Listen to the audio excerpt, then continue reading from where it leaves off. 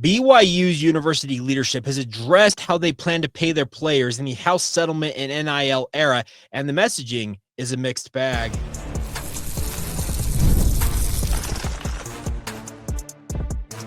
You are Locked On Cougars, your daily podcast on the BYU Cougars, part of the Locked On Podcast Network, your team every day. What's up, everybody? Welcome into Locked On Cougars, your daily podcast focused on the BYU Cougars. I'm Jake Hatch, executive producer of the KSL Sports Zone in Salt Lake City, Utah, and a 13-year credentialed media member at BYU. I am your resident expert and insider as your host here on this show. And as always, thank you for making Locked On Cougars your first listen of the day. All right, coming up on today's show, we're going to talk about how Reese and Keith Vorkink in particular address BYU's future when it comes to NIL, the House settlement, how they plan to play players. We'll get to all that and the ramifications of what they had to say. Then we're going to talk with LJ Martin. Whoever ends up as BYU starting quarterback this fall is going to want to have a guy like him alongside them in the offensive backfield. And if LJ fulfills his potential this year, he could have a monster junior campaign. And we'll finish up today's show talking about what you want to talk about. Our Locked On Cougars weekly insider group Q&A session will be the final stanza of today's podcast. Today's show, though, is brought to you by our friends over at Monarch Money. Take control of your finances today and use the promo code LOCKEDONCollege at monarchmoney.com for half off your first year. All right, if you missed it in the Deseret News, Tad Walsh, who mainly covers Church of Jesus Christ of Latter-day Saints related news topics, had a chance to sit down with BYU President Shane Reese, as well as Advancement Vice President Keith Vorkink. Now, if you know Shane Reese, obviously that's easy to know because he runs BYU. He is the university president. If you don't know who Keith Vorkink is, he in essence is Brian Santiago's boss. Many universities have the athletic director report directly to the university president. At BYU, there's an added layer with Keith Vorkink being the advancement vice president and essentially running athletics under his purview. But the topic du jour in this article from the Deseret News was talking about how BYU plans to operate in the House settlement era. Now, I overall took away from this that BYU is well prepared for how they plan to operate in this space. But that being said, I think the way they're going about the messaging of this, it's a mixed bag for me. I got to admit. So first things first, they had a great talk, and they said that the situation is that the Wild West moniker that's been used with NIL and the way that college sports has been the last 3, 4, 5 years, according to Keith Vorkink, that is an accurate description, unquote. They said that all of this talk about BYU being the highest bidder, and this is the quote from Shane Reese saying, when you hear that we're the highest bidder, I can tell you and show you we haven't been the highest bidder in almost every instance, but we are in the game. We're going to be competitive. We're going to go out there looking for the best kids that want to come play here and who will represent the university in tremendous ways.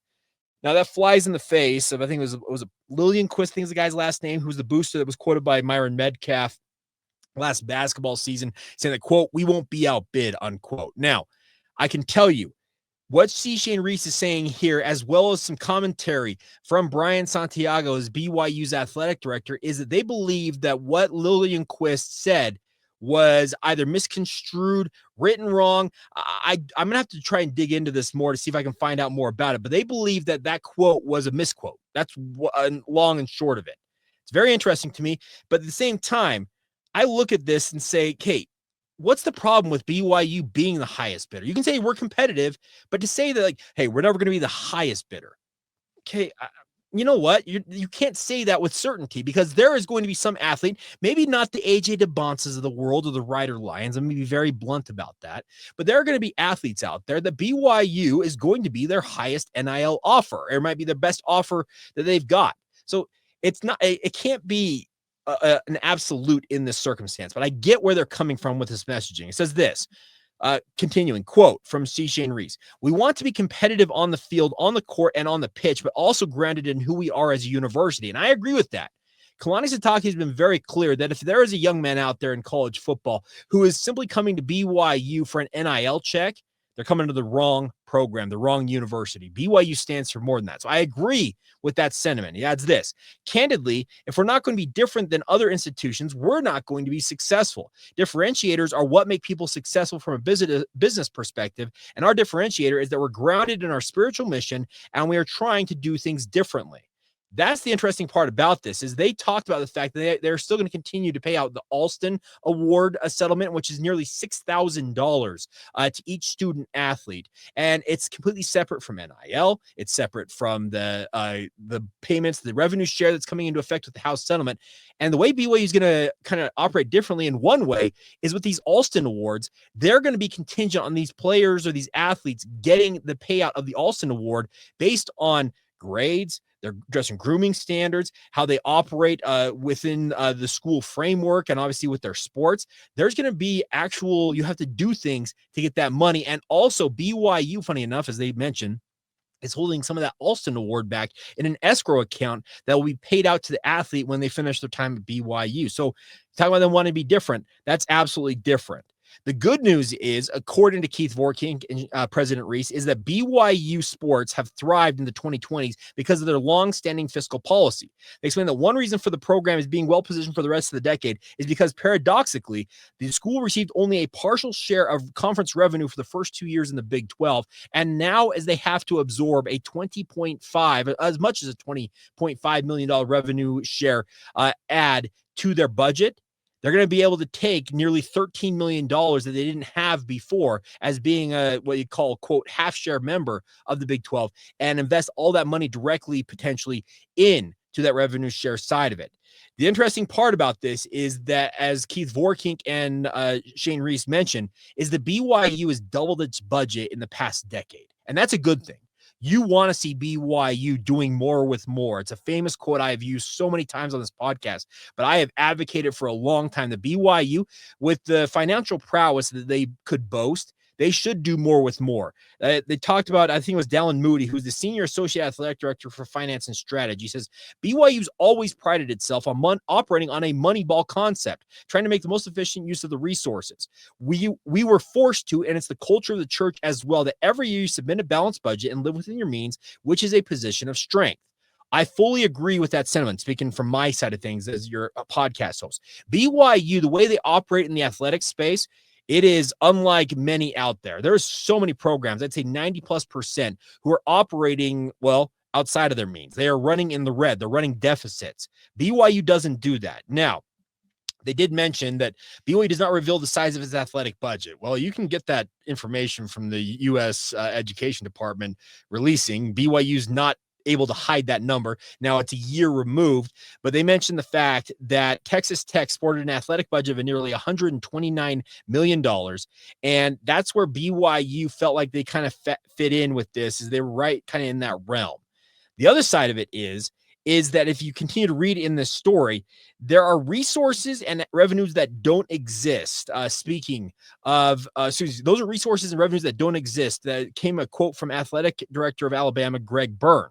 The thing is about this, that BYU thought about it, is that how any athletic program will stay afloat, because it was a huge number, was a great question, because you have to absorb $20.5 million into an athletic budget that are more often than not stretched extremely thin. Well, that's the way that BYU is going to, I think, stand out in a way, is the fact that they're going to be able to absorb it, as I've said on this podcast in the past, much better than many other universities, because BYU does live within its means, and it's having more money coming into its athletic coffers than it ever has before. They were very clear up front, speaking of Vorkink and Reese in this story, to reiterate that no church or tithing funds that are allocated for students at BYU as a university are ever used in BYU athletics. Let the trolls online tell you that they know better than the president of BYU, who, oversees said budgets. But, they can think that all they want. The interesting part about this, that I think the messaging is a little bit weird here, is that they talked about how the $20.5 million cap, which is going to be implemented, it's actually already implemented, they're not going to go to the full limit. And this is the interesting part about this, is that the quote here, if I can find it right here, so BYU's athletic revenues were nearly somewhere in the $93 million range. We're in that neighborhood of Vorkink said of BYU. But They said this about BYU's plans for their Big 12 era, and more particularly the revenue share cap. There is a race for most schools to be at the cap, Vorkink says. We're going to be a little under the cap, if nothing else, for philosophical reasons. We don't want our strategy to be about money and transactional. We want it to be in the game, but not at the top. What does that mean? Like, okay, you're going to pay 20 of the $20.5 million and it's philosophical reasons? Okay. Y'all know, if you're a longtime listener to this podcast, that I have advocated for years for BYU to be a little more outspoken about the way they operate in the athletic space. They are a beacon in a world that a lot of other athletic departments should be operating. They should be operating the same way BYU does, but very few do it. But what's the philosophical reason? So you don't come off as saying we're the biggest, baddest, what's out there, and we spend every single dime that is entitled to us to spend on our athletes? I don't see that being a bad thing. Man, maybe I'm crazy for saying that, but I look at this and say, why? But they also add this.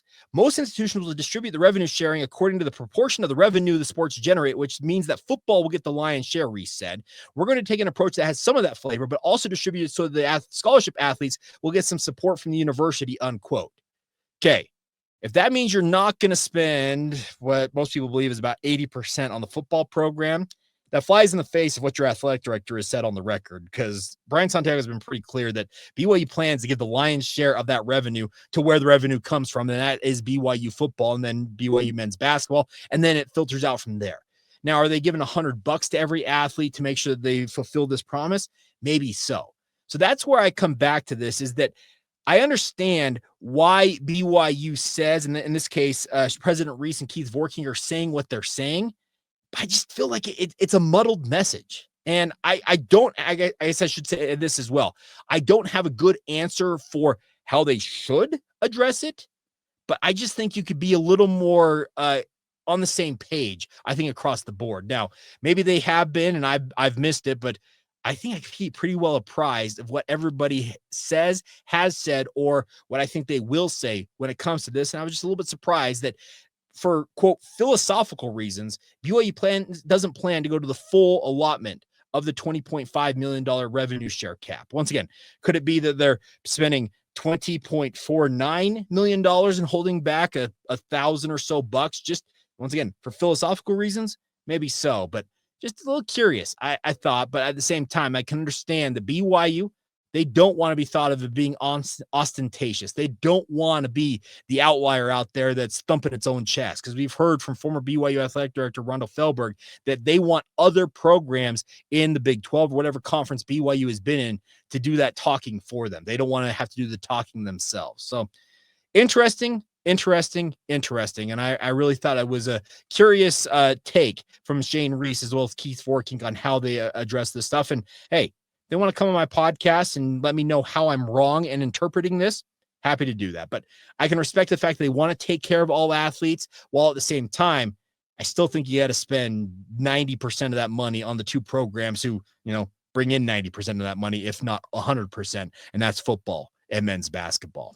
All right, coming up next, BYU needs to have a standout running game to help whoever ends up as QB1 replacing Jake Retzlaff feel comfortable in BYU's offense. Well, a guy that could do a big part and go a long way to helping them do just that is LJ Martin, and we're talking with him about that very thing coming up next.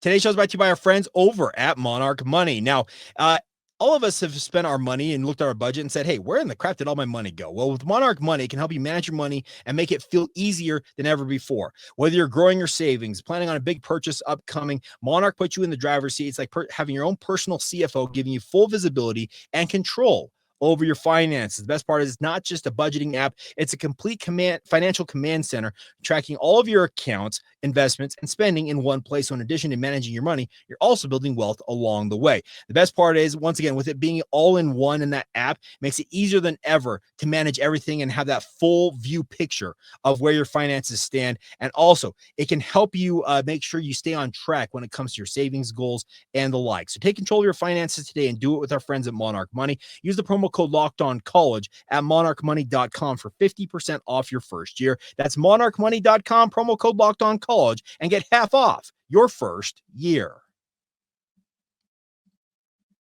Thank you once again for making Locked On Cougars your first listen of the day. All right, time now to catch up with BYU running back LJ Martin. Now, I don't know who BYU is going to start at quarterback when they take on Portland State. Is it 43 days away from today? So getting ever so close. And training camp opens up like in a week and a half, it feels like. I actually think it is a week and a half, but nonetheless, looking forward to it.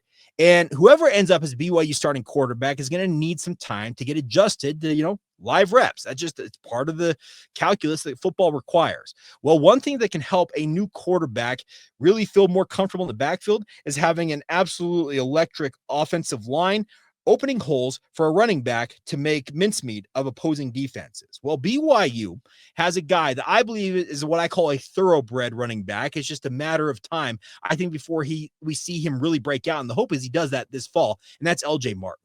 Former four-star prospect out of El Paso, Texas. And really the only thing that's held him back so far in his 2 years at BYU have been injuries. That's a simple fact of life. He got injured against SMU last year, and the simple fact of it was, he mentioned, it was a high ankle sprain. And every time he tried to seemingly come back from that injury last year, really until the bowl game against Colorado, he just kind of re-aggravated it and kind of found himself right back where he started after the SMU game.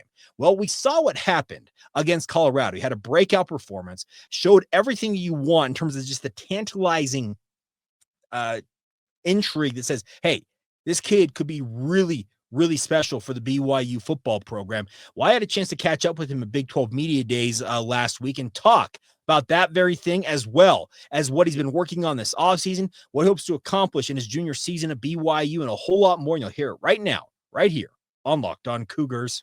You had a breakout game, it felt like, in that bowl game last year. Do you feel like that was kind of parlayed you into a big offseason, in your opinion?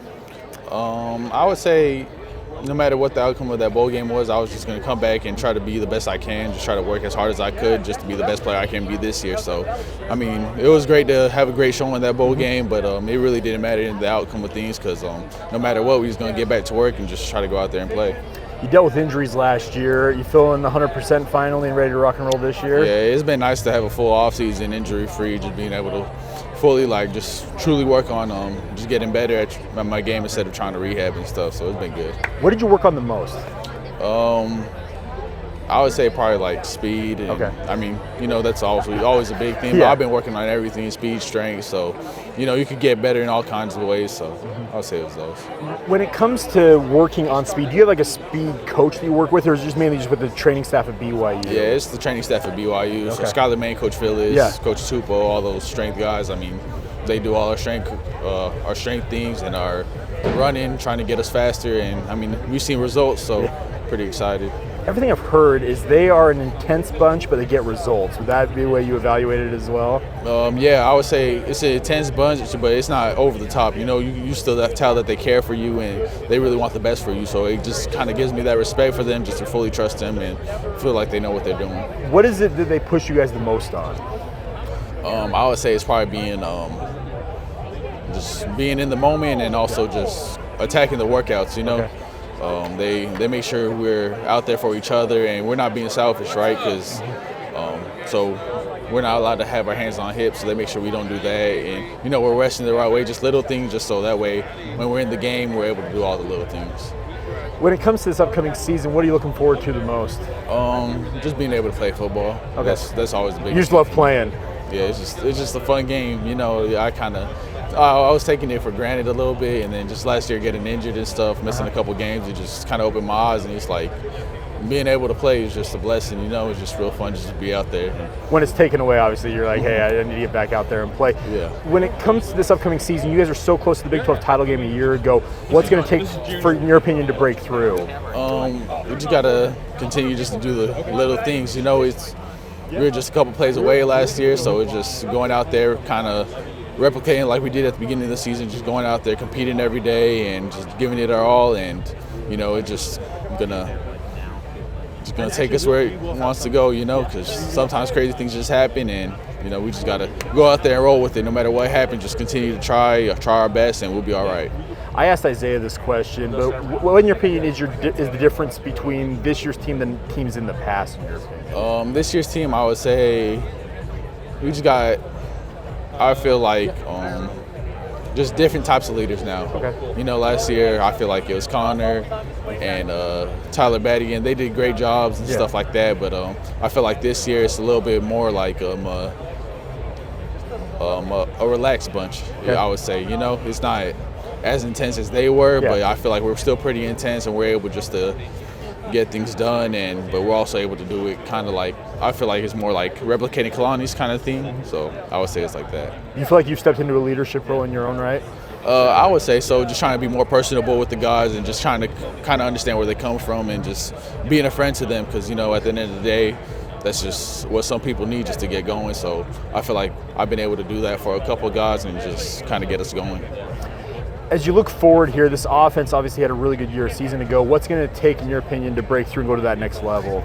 Just continuing to try to get better. You know, just our execution got to be on point, and just trusting our coaches just to put us in the right positions and just doing our job. As long as we do our job, just trusting the other guys around us, we'll be all right. Do you have any personal goals for yourself? Just to win. That's my just personal win. goal. Yep, just win every rep, no matter what it is, no matter what I'm doing. Just try to win the rep, and that's my only goal. There you go, LJ Martin. And once again, I do think that if he lives up to his potential and his billing this year, because you mentioned the fact he's finally having a healthy offseason for the first time in his BYU career. If he pulls that off and he goes maybe for 1,000 yards this year, BYU's offense is going to be, I think, in a pretty good place, because he was dynamite at multiple times during both his freshman and sophomore campaigns. And if it weren't for injuries, I think we would have seen his absolute electricity come more to the forefront than it already has. Well, the hope is that this is the year that he really breaks out. He goes out there, shows everybody what he's made of, and gets to have the monster season, I think, in his heart of hearts, he hopes to have for this BYU offense. It would give McKay Hillstead, Trayson Bourget, or Bear Bachmeyer, whoever is at quarterback for BYU, a whole lot less heartburn knowing that they've got a stud running back wearing the number 4 right next to them, and really capable of shouldering a big load, as they don't have to have the entire offense on their shoulders. The other thing about it is Jake Retzlaff never was a guy that had the entire offense on his shoulders last year. They used kind of smoke and mirrors in some ways to take some of that heat off of him. The running game was doing just enough, it felt like, a year ago. LJ was a big part of that. But the hope is this year that LJ finally gets to break out, show what he's capable of. And if he does that, BYU is going to be infinitely tougher to beat than they ever thought they were before, because I really think that LJ is poised to have some really, really memorable performances this year. And let's be honest, in recent memory, BYU's been spoiled with some standout running backs, the Jamal Williams, the Tyler Algiers, not to mention guys that don't necessarily have that top tier billing, but I look at Squally Canada, etc. They've had some Lopini Katoa. They've had some really, really good backs in recent memory. And you can go back even as far as Harvey Unga, even Curtis Brown back in the early 2000s.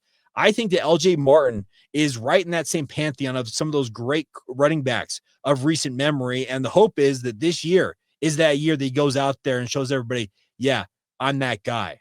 We'll see how it all shakes out, but I'm excited to see how he does. And a big thank you to him for taking some time to catch up with me at Big 12 Media Days. All right, coming up next, we're going to finish up this week and the podcast with your guys' questions. We handed it out to our Locked On Cougars Insider group. They responded in force, and we'll address those questions coming up next, right here on Locked On Cougars.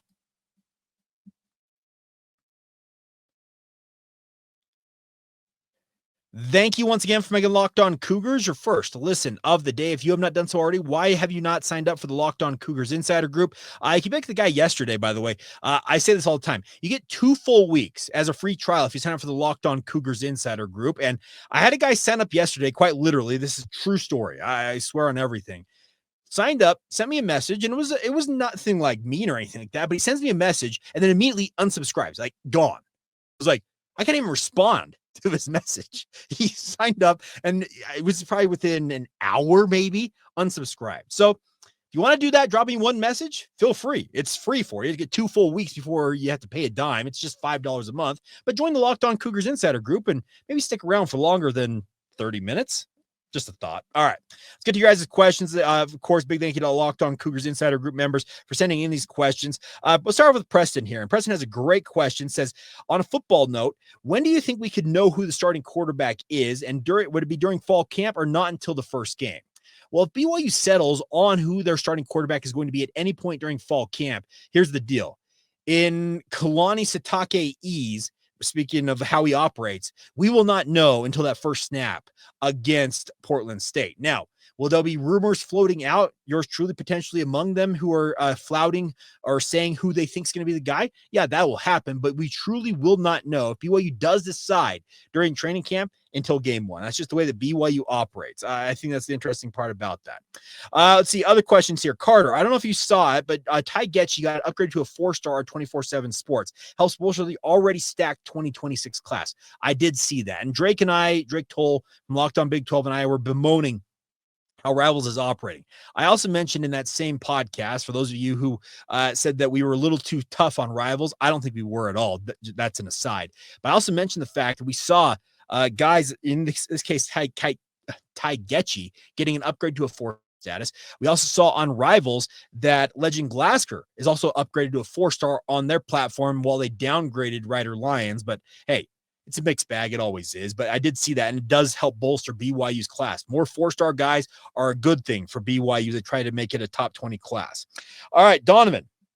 Who do you think between the 3 quarterbacks that will start the season, do you think it'll be Hillstead, Bourget, or Bachmeier? He said, if I had my choice, it's Bachmeier because he came to us from Stanford and has P4 experience. Now, Donovan, the P4 experience is scant at best because he only went through about half of spring ball at Stanford. There is no game experience whatsoever. In fact, he was only at Stanford for 1 quarter. I think they're on the quarter system at Stanford still. So his P4 experience does help.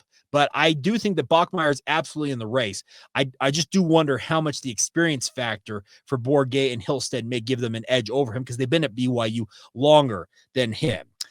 Brian Curtis, one big trending topic or report is that President Trump plans to sign an executive order establishing national NIL standards. You may have already covered this recently. I admit I am a little behind on my listening. But if you could touch on how tasty this positively or negatively could affect BYU, it'd be much appreciated.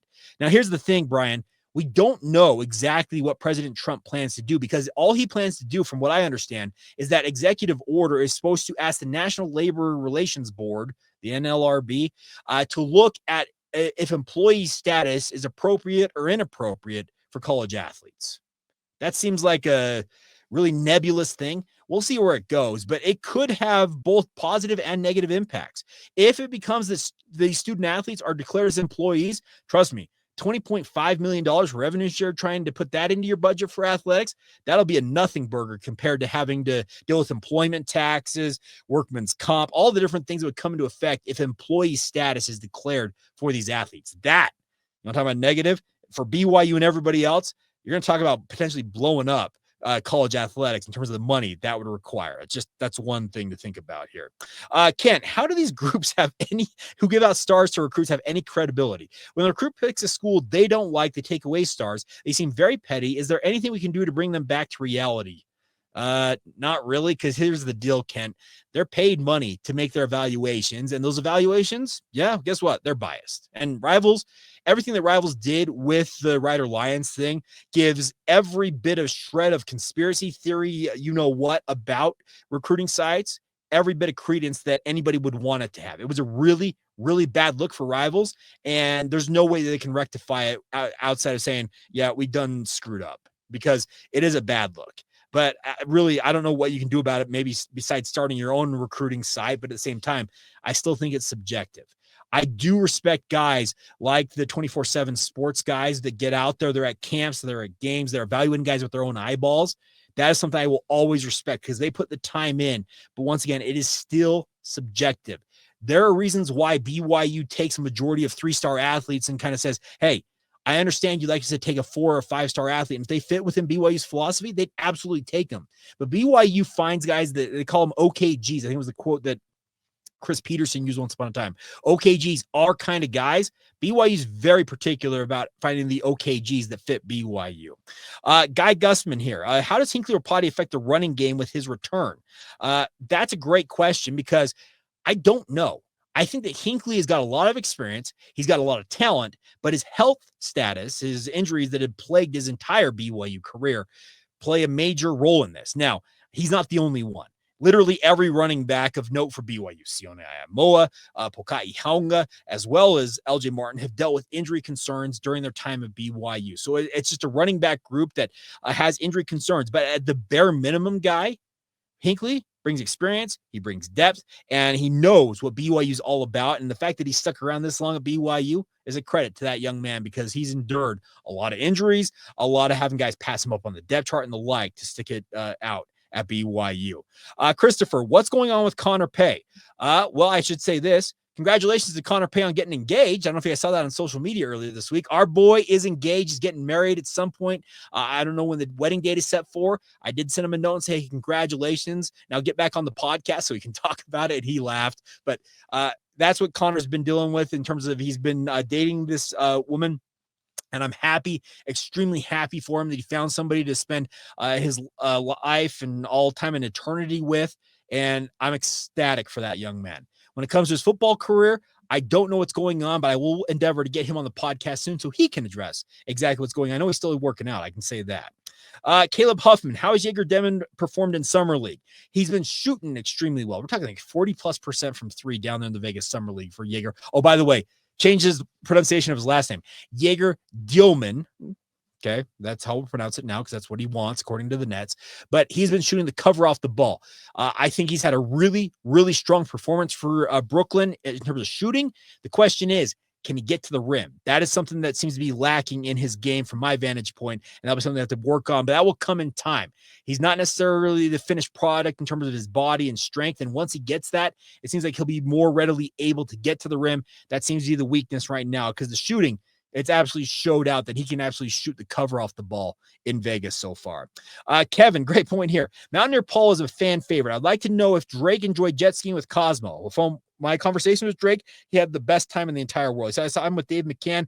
I thought it was Jerem. I do like Drake's new hairdo. He must like Provo. I can't imagine him not. I know that TV can make you look bigger. Are his legs as big as they look in shorts? That's the first time I saw him in shorts, speaking of Drake. Drake's 6'4". I'm barely 6 foot, and Drake is all of 6'4" from my vantage point, and he's got some tree trunks for legs. That's not a bad thing. It's actually, he's got a very good base, to use that expression. He was doing a lot of that stuff. He did a podcast with the Royal Blue Collective. He was on BYU TV.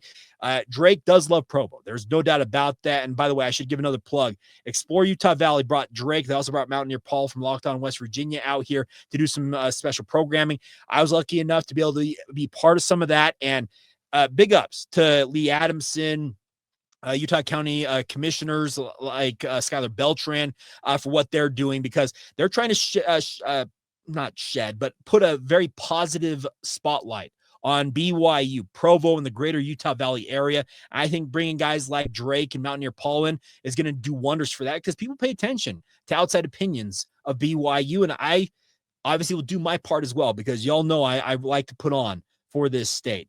Related question here. This comes in from Ethan. Jake, when are you going to be on BYU TV? I saw Drake Toll on it this week. Hey, I've told BYU TV I'm available anytime they want to have me on. I know that they listen to this podcast. Don't tell me you don't, because y'all have told me you do. Go on this show. Happy to hop on anytime. Just make a public pledge for that. But I've never been on BYU TV, Sports Nation, or anything like. But maybe one day I'd like to be on. That'd be fun. All right, let's get through these final three questions. We're going way over time on today's podcast, but we didn't have a show yesterday, so making up for it on the back end. John, do you think Jackson Robinson would be in the NBA if he stayed at BYU? Well, he did get an Exhibit 10 deal, so he will be in the NBA, at least in terms of a workout and a chance to earn a spot in the NBA. I will say that, John. But do I think he would have been better suited at BYU in their offense? Yes and no. Kevin Young could utilize his skills because you don't find 6'7" guys who can shoot it like Jackson Robinson on trees. But the other thing is Jackson dealt with some pretty significant injury concerns this past year at Kentucky. Had he stayed healthy At Kentucky, didn't matter if he was at BYU or Kentucky, I think he'd be in the NBA probably on a two-way deal at worst. But I think the injuries slowed down his potential in terms of getting a deal out of the chute from the NBA. That's my personal opinion on the matter. Let's see. Great question from Morgan here. Same question as last week, Jake. Are you going to make it out to NC for the ECU game? I just confirmation I will be leading the flyover in a pair of F-15s with another BYU alum, call sign Moby, and we'd love to see you out here. From our good friend Mojo. Morgan is a fighter pilot for the United States Air Force. And Morgan, I've said this before, I'll say it again. You're a hero. People who, man, I don't mean to get it getting all emotional about this. People who serve in the armed forces are my heroes. And guys like Mojo, I guess Moby here is also BYU grad. You guys are downright heroes. I almost used a swear word there, but nonetheless, I appreciate what you guys are doing. I got to see what I can do to get out to ECU. It'd be good to see you guys. My question is, can I fly on the F-15? Okay, I probably can't, but that'd be fun anyways. Maybe one day. I've always wanted to fly in a fighter jet. I don't know. I'd probably want to do it once, throw up, and never want to do it again, but it'd be worth doing one time. All right, final word goes to Jeff today. Who's the most important player on each side of the ball? Mine are LJ Martin and Keanu Tanuvasa. Well, Jeff, I couldn't have said it better myself.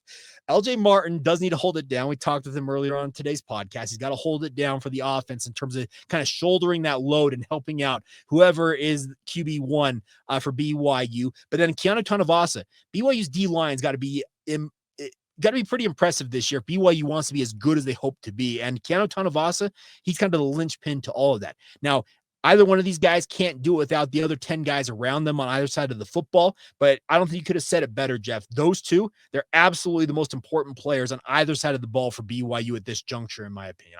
I cannot disagree with you one iota. All right, that's going to do it. Big thank you, as always, for your guys' support of the podcast. Cannot thank you guys enough for being part of the Insiders group, weighing in with your thoughts on YouTube, social media, interacting with the show via email, whatever way you guys interact with it, subscribing, rating, reviewing, sharing it with your family and friends, as many of you do.